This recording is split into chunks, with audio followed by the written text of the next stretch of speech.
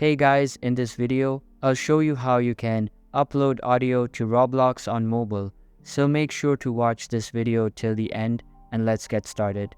First of all, open any type of preferred browser on your device and search for Roblox. Open the official website and tap on Continue in Browser Embed. Now, log in using your Roblox account and you will be redirected to the home page of your account. Here, tap on the Creator tab at the top and then access the hamburger menu at top left corner of your screen.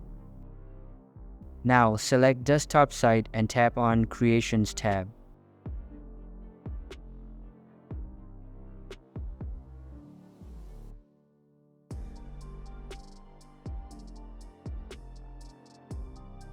Now, go to the Development Items section, then open the Audio section and select Add an Asset.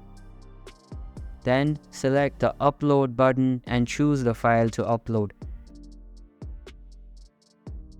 After that, name it whatever you like and tap on Upload.